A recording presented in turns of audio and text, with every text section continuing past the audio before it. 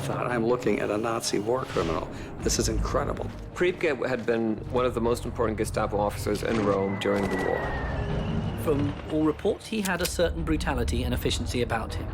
This guy is right up there with Mengele, with Eichmann.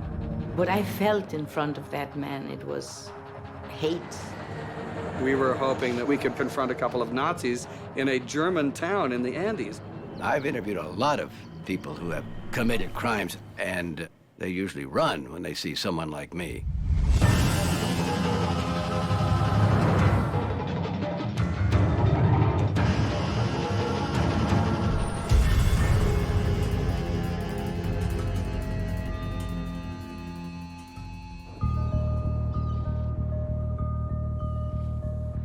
Argentina.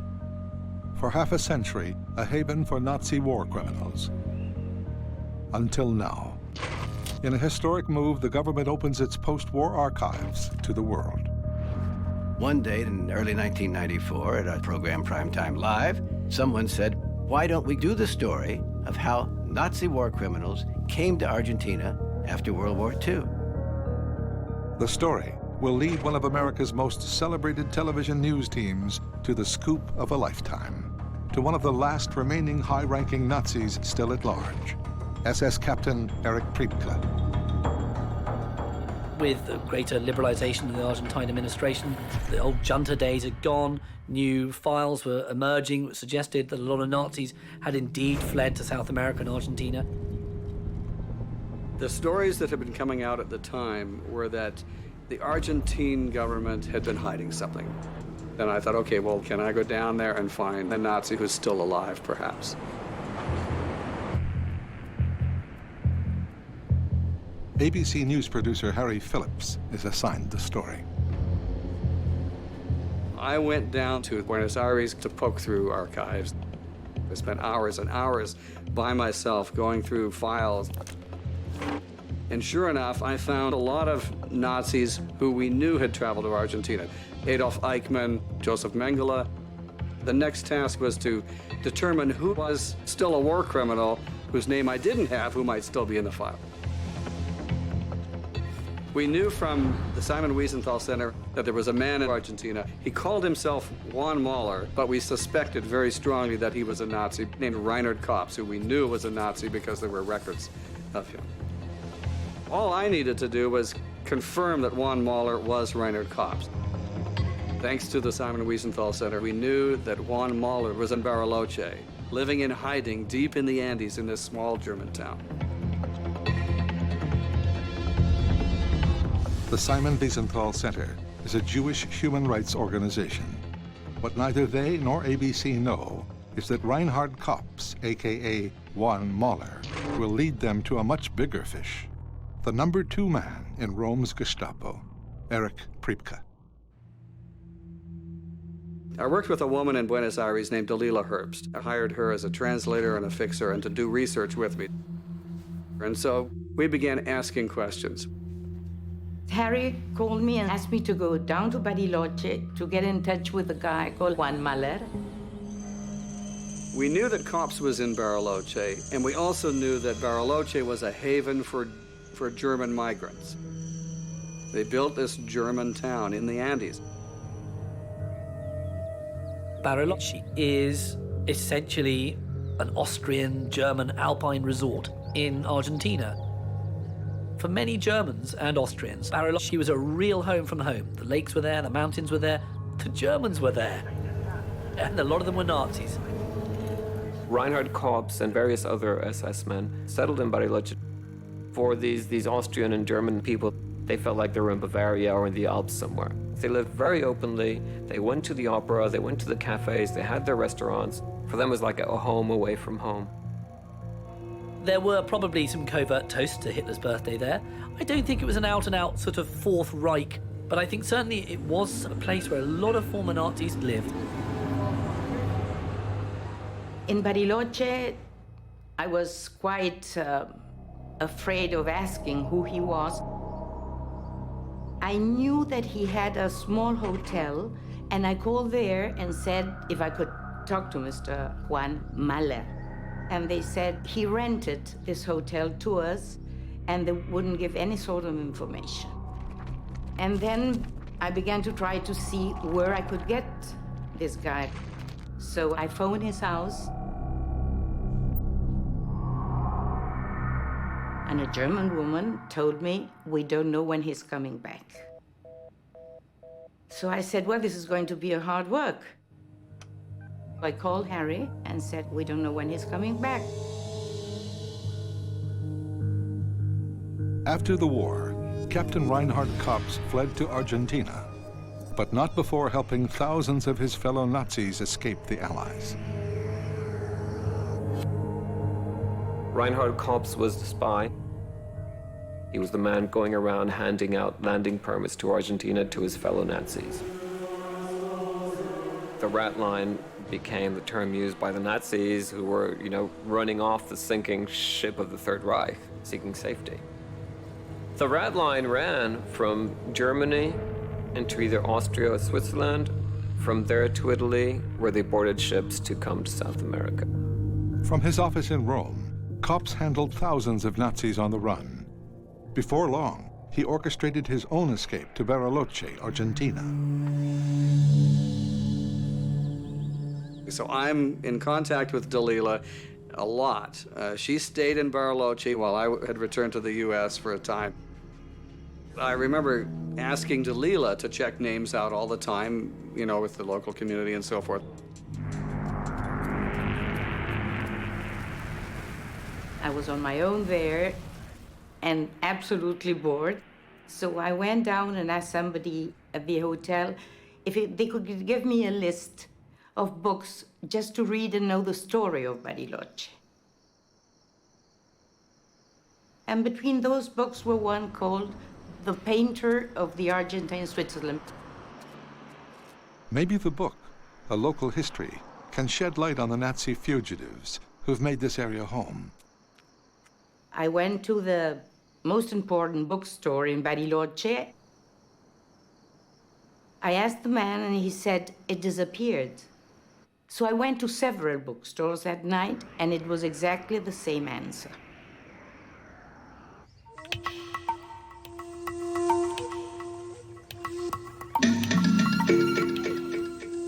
The next morning, it was a beautiful day.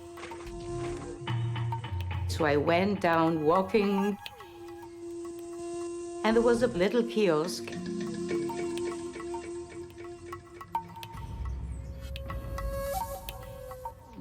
And there it was.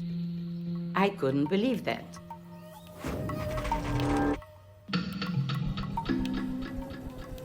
And I found at the beginning the story of Kopps.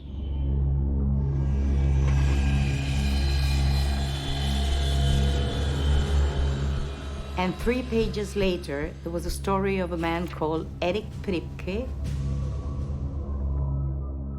It was very shocking for me.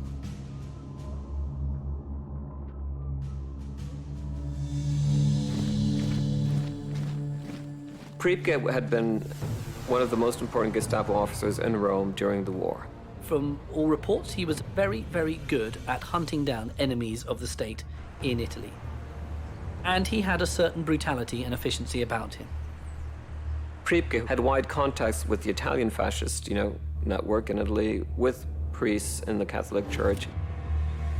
When the Third Reich collapsed in 1945, Erich Priebke went on the run. So Priebke knew he had to leave Italy. There was an active network of priests who were working, helping Nazis escape. The system for acquiring false documents was already in place. In 1948, following the same rat line as Reinhard Kopps, Erich Priebke and his family escaped to Buenos Aires.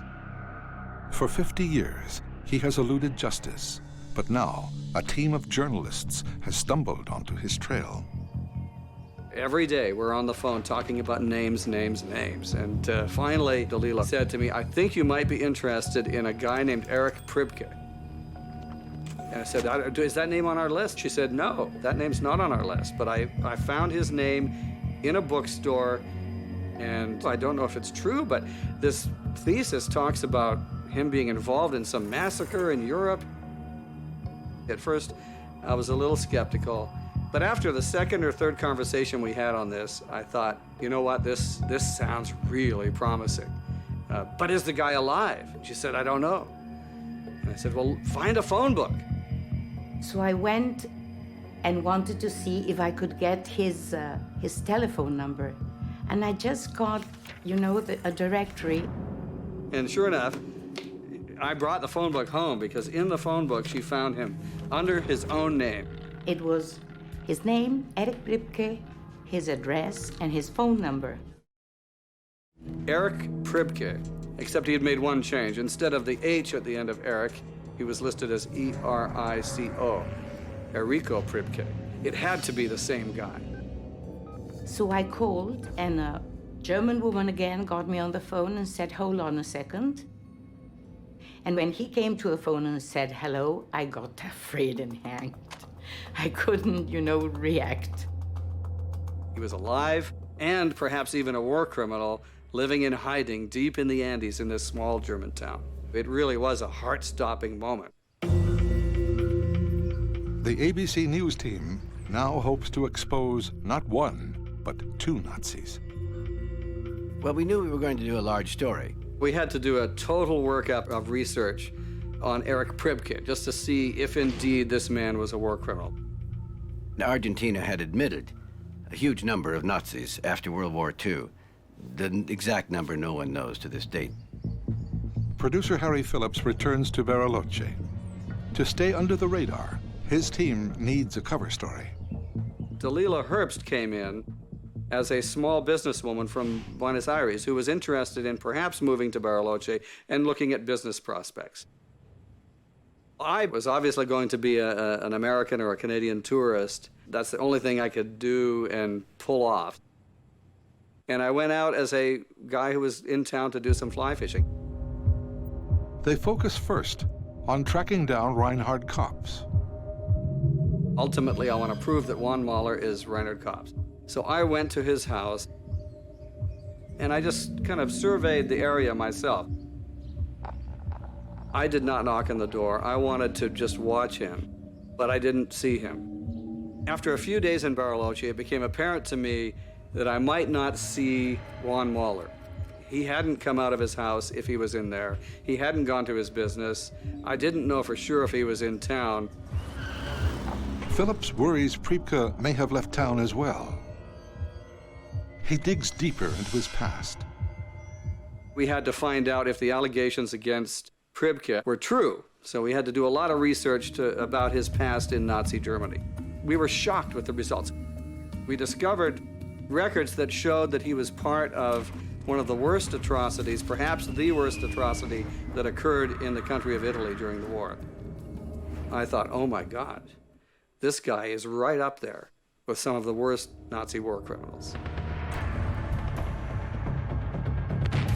By 1944, Priebke was the Gestapo's second-in-command in Rome.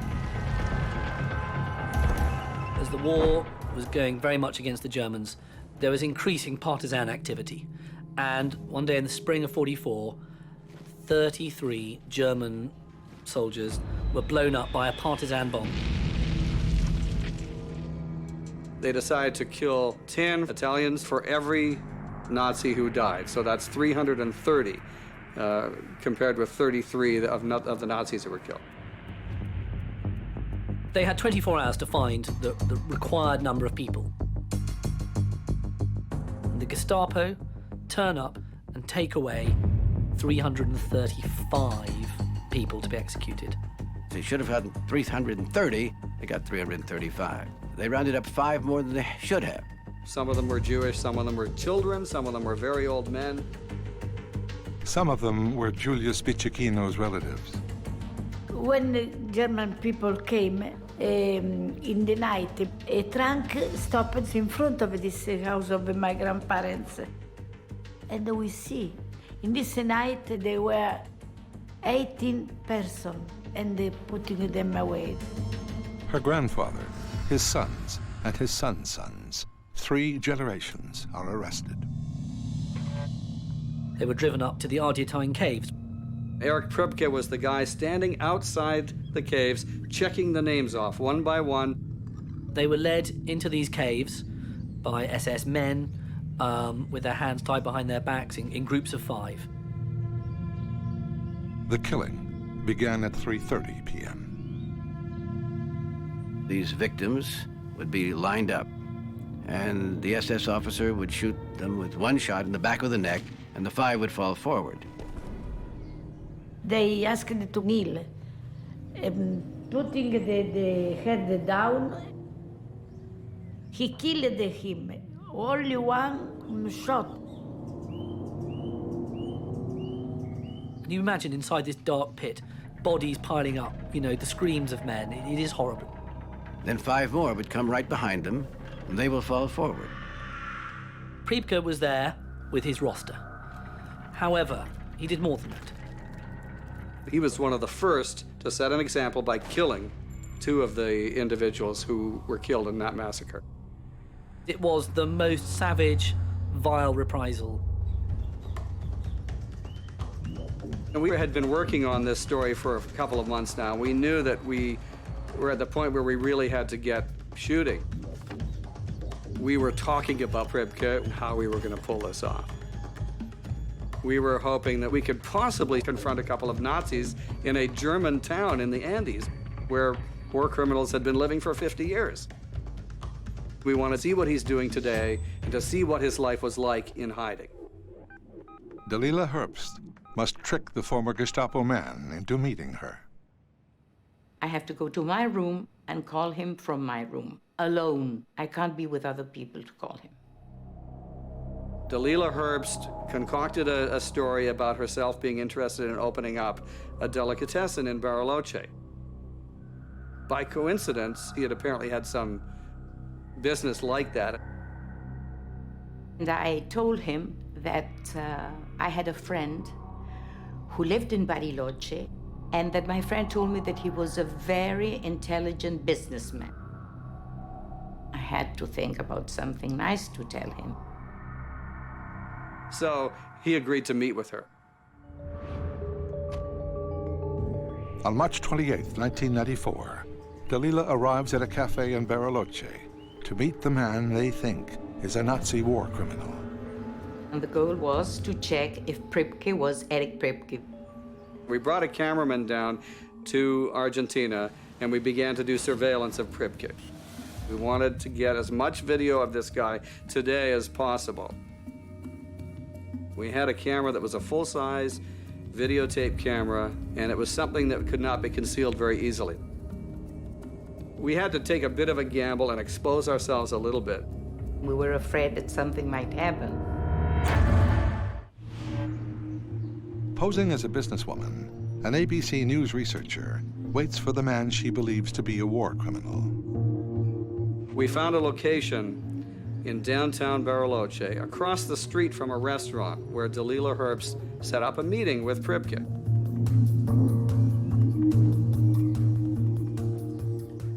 I had to take a coffee alone with Priebke, and I had to check that Priebke was Priebke. She was presenting herself as a possible investor in a business in Bariloche.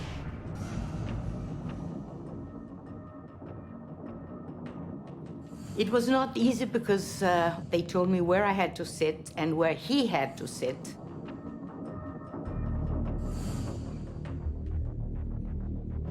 Our cameras were across the street. We were in a kind of a stairwell, and we were 1 floor above the street. I remember worrying that Priebke would see us.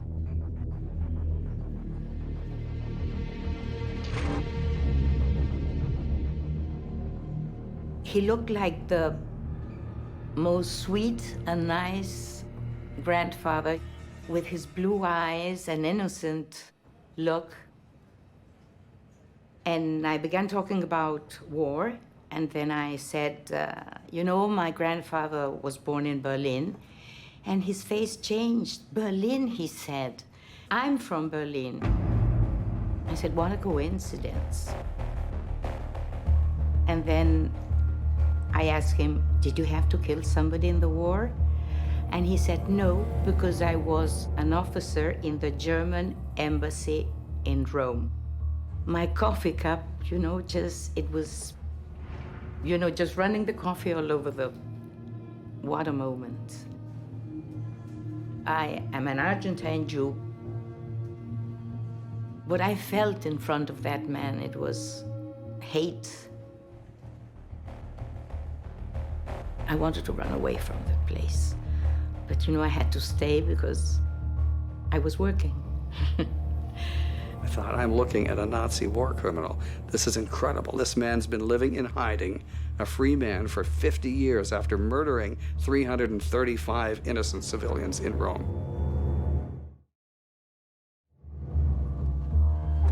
When I wanted to say goodbye, I just wanted to shake hands, and I put my arm this way, and he dragged and gave me a kiss in my cheek, and he said goodbye. It was very shocking for me, very shocking for me. We learned about his involvement with the local German school, where he lived, the precise times at which he would go places. Very important strategic information for us to have. And he actually made a point of saying, I am punctual. I come out of the school at 12 o'clock noon exactly and walk home for lunch.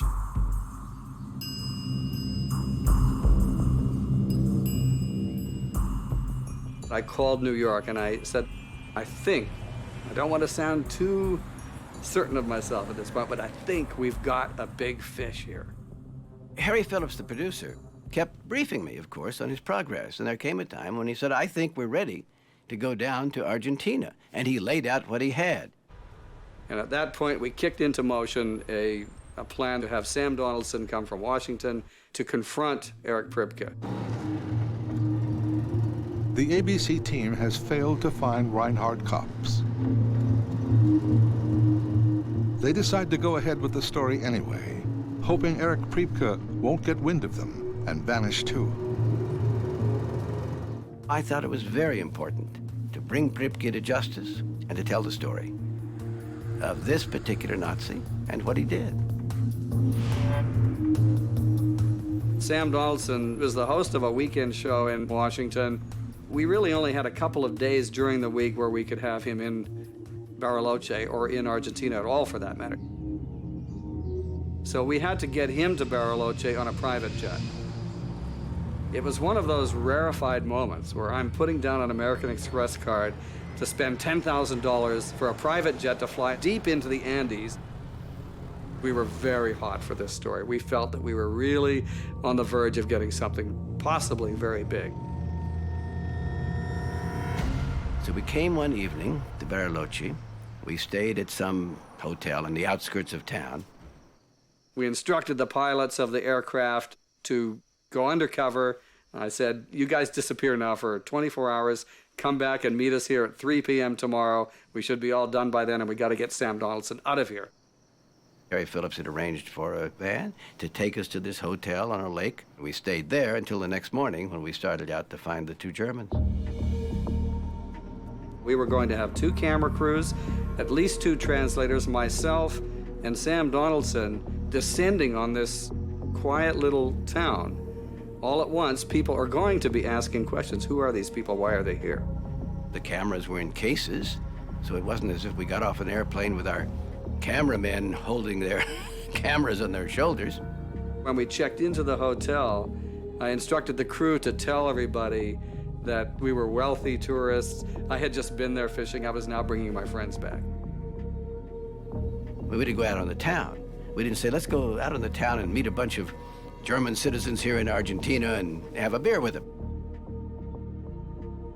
We wanted to be safe because we were going to do something very provocative.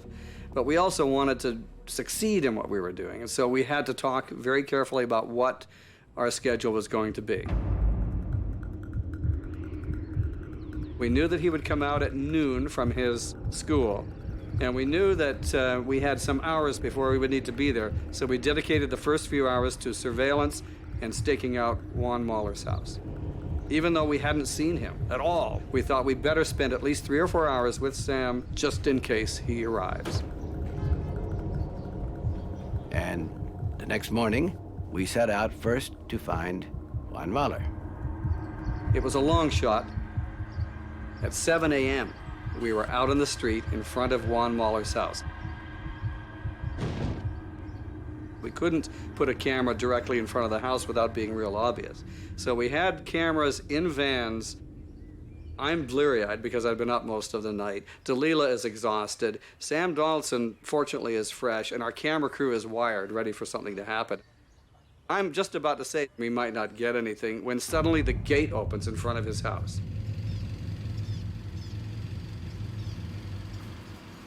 And out steps Juan Mahler.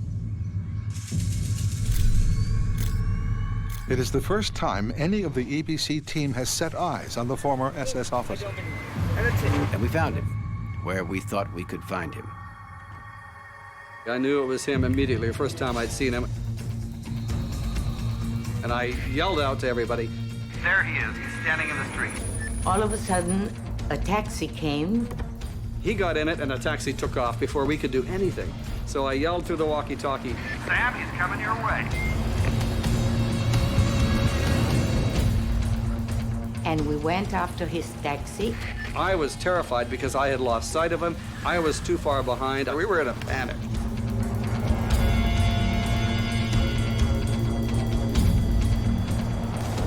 And fortunately, Sam was right behind him as they pulled up to a pharmacy. And Donald said, when I say jump, all of you jump into the street. Sam and his crew leaped out of a vehicle and approached Juan Mahler, who was exiting the pharmacy. I was waiting on the sidewalk. Senor Mahler, I'm Sam Donaldson of American Television, ABC News. He introduced myself. He saw the cameras. He knew I was from American Television, and he knew that he was being videotaped. He looked like a rat who'd been caught with the cameras on all sides. But what do you know? What do you want? Well, is your name Reinhard Kopps? Excuse me, but I have no time for such. Sam was asking him, "Are you also Reinhard Kopps?" And Juan Mahler said, "No, I am not." So Harry Phillips took out a photo where you could see Kopps dressed up as a Nazi. This is not a photostat of your membership in the Nazi Party. No, never had been a member of. I kept pressing him on this, and I had his picture, and I had other identifying marks from him as Reinhard Kopps, who looked like the same guy. You are Reinhard Kopps? No. No? No. I was in 52. The German embassy here gave me the name. The name of Mahler. Mahler. Mahler. And what was your name before Mahler? Kopps. Kopps. Your name was Kopps. Yeah. No, it's not. He was. We got him to admit that he's Reinhard Kopps. Second thing was, Sam now had to ask him, did you help Nazis leave Rome? I pressed him on what he had done. Have you ever heard of the rat line? Something called the rat line? No. And after a little bit of questioning, he admitted that too. I know now that it was something like that, but in those times I did not know. Now I guess he must have thought, I've got to deflect this interest in me. It was a real shock what he said next.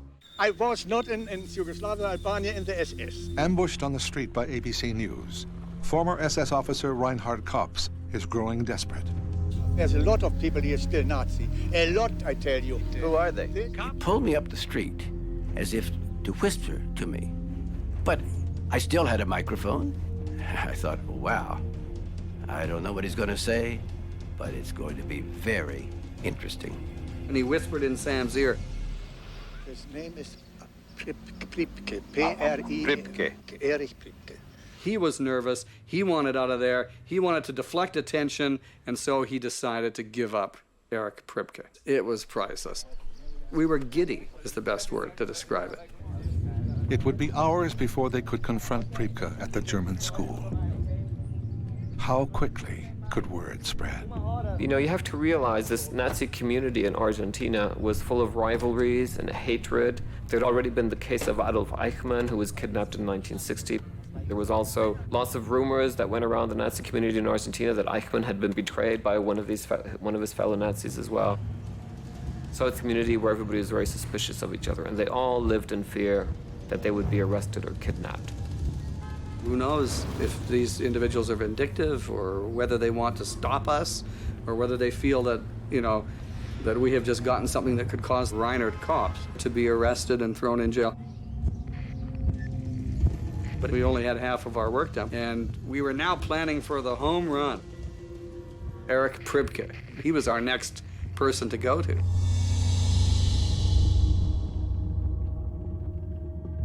The Ardeatine Cave massacre is an incredibly important fixture on the sort of Italian cultural, historical landscape. To hide their crimes, the Nazis used explosives to seal off the caves and entomb their victims. It was only after Rome's liberation that the true horror of the massacre came to light. The caves were opened later that year, and there's a lot of very gruesome photography taken and a lot of testimony from the archaeologists and scientists who were there who helped dig it up. It is totally emblematic of Nazi brutality. In June 1944, the Allies entered Rome. Priebke fled north to the Italian Alps. One day, there's a knock on the door, and the Americans have come to arrest him. They're rounding people up. Priebke openly admitted to the Ardeatine Cave's massacre his participation. He felt it was a legitimate act of war. Following orders, it was reprisal. Priebke spent 18 months in a number of prisoner of war camps. He decides, after a period of time, well, I'm going to escape. So, one night, he decides that the way to get out, the weakest part of this camp, is the wire. And so he manages to cut his way out the wire with two accomplices. Priebke knows that he can't just sort of stay on the run all the time. The best way to secure a happy future for himself and his family is to emigrate. But Priebke's future is no longer secure. 4 hours after confronting Reinhard Kopps, the ABC News team stakes out the school run by the former Gestapo captain. Dalila had done great work telling us about his daily movements. His schedule was so set that you could set your clock to it. We knew where he was. He was at the school, at the Primo Capraro school. Erich Priebke was supposed to be there that morning, helping with school children, helping in the classroom. Dalila was insistent he will come out of that building at exactly 12:01. He will be punctual. On two corners, we had a van with a camera in them. We had 4 walkie-talkies. We were all in communication. But for some reason, his car was parked outside the school. So now we knew that perhaps he would get into his car and drive somewhere, meaning that we would have a very small window of opportunity to catch him. We weren't ready for the fact that his car was parked outside the school. The tension is ratcheted up. And then at precisely 12:01, he steps out of the school.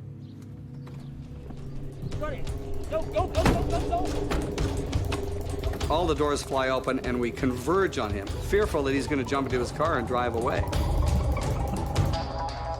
I approached him. Again, I identified myself. American television. Senor Priebke, Sam Donaldson of American television. Sam is running across the street yelling, "Senor Priebke!" And I'm having a heart attack because I'm thinking, speak English, please. Don't invite him to speak a foreign language. Sam Donaldson said, "Erich Priebke?" And he turned round and smiled. Yes, Senor Priebke? Yes. Can we talk to you about what you did during World War II? I had no idea what he would say. Finally, ABC News anchor Sam Donaldson is face-to-face with fugitive Nazi war criminal Erich Priebke. I've interviewed a lot of people who have committed crimes, and they usually run when they see someone like me. He clearly is not intimidated by us in any way. Made no sense. Here's a man that's committed terrible crimes. Why does he want to talk to a reporter? You were in the Gestapo in 1944, were you not? In Rome? Yes, in Rome, yes. Yes, I am Erich Priebke. Yes, I was in Rome. You know, the communists blow up a group of our German soldiers. Yes. For every German soldier, 10 Italians had to die. He admitted to just about everything that he did. But why did you shoot them? They had not done anything. You know, that was our order. Donaldson is a man who wouldn't leave you a second without asking things. He keeps asking and asking and asking. But orders are not an excuse. Oh, well, at this time, order was an order, you mean, you see? And he was getting more and more agitated. He said, we didn't want to do it. I didn't want to do it, but I had to. You were just following orders? Yes, of course, yes. But I didn't shot anybody. He actually denied that he had shot anyone personally. But we had papers from a British prisoner of war camp where he had admitted shooting 2 people. We had his confession. You were there when they were shot, the civilians. Yes, the first ones, yes, I saw them, yes. And you carried it out. I had to carry it out, yes. And civilians died. Civilian died, yes. When Sam raised the idea that perhaps he was a war criminal, he was indignant. Say, you live in this time, but we that live in 1933. You understand that? I asked him whether old men should pay for the crimes they commit when they're young. You know, that was not a crime, that was a Shooting rebellion. civilians in time of war is against all international Yes, conventions. today, but not in this time. I'm sure DeLillo was enraged. I felt proud because I said, at least one. I got one. Reporters are not supposed to be emotional on a story. We're trying to get the facts and all of this. But I did become emotional by this time. How do you feel about the fact that 6 million Jews were executed, killed? Yeah, no, I feel very sorry about it. Very, very sorry. But you did it. Many young men do things when they are old men like me now, they're very sorry about it. And finally, I said to him, many people think you should be executed for your crimes. And at that point, you could see a bell ringing in his head. You know, is this a good idea, talking to this idiot? You came over me right, that's it. It's not a nice manner you did it. You are not a gentleman. And he slams the door and drives away. It was a high like you only experience once in your career. We got on a phone, and the reaction from New York is, oh my God, this sounds amazing. So I said to Harry, I think we better get out of town as quickly as we can. The worry that I had was that someone would realize that it would be advantageous to get hold of that videotape and not let it leave Bariloche. That was my worry. ABC News have captured Nazi war criminals Reinhard Kopps and Erich Priebke on tape. It is a huge story. They can't risk losing it. We knew that we had to get Sam out of town. And so within 2 hours of the confrontation with Priebke, we called the pilots who were hiding in Bariloche. By the time Sam got there, they were just about ready to go, and he left very quickly. It's safe to say within 6 hours of that encounter, those tapes were airborne for the United States. It was better than the best luck I ever could imagine. This is one of those moments where you just say everything went absolutely right. We knew we had a great story. That's all we knew initially. Good evening. Tonight, we're going to tell the story of how thousands of suspected Nazi war criminals escaped justice. When we put this story in the air, what might happen to Erich Priebke was going to be the next story.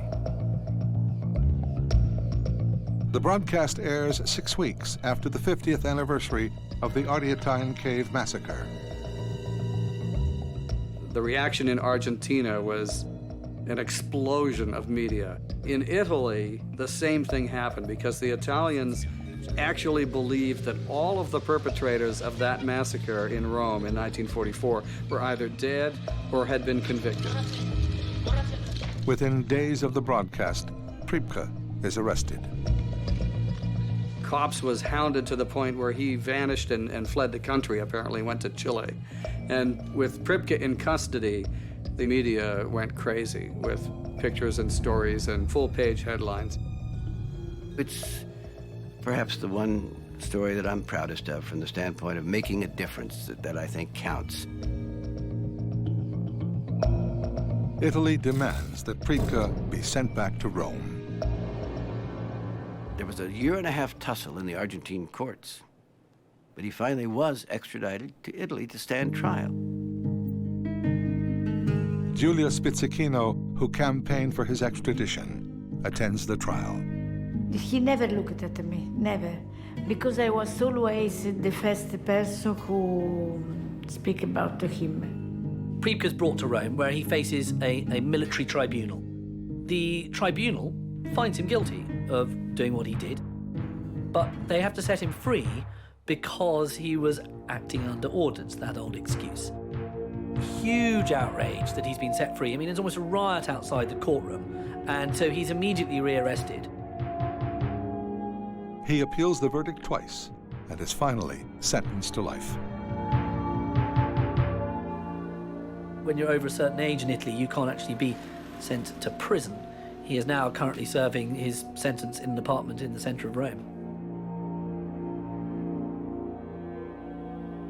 It made me very happy, and that was all. I know it's difficult, but for me it's impossible to forgive, to forget. It was a validation of the highest order, you know, to think that governments were taking action to prosecute this man based on our work. Human nature has not yet come to the point, it seems to me, where we can all just say, forget it, these kind of atrocities will not occur again. But one way to try to prevent them is tell the story of how people who may have started out as ordinary human beings became murderers.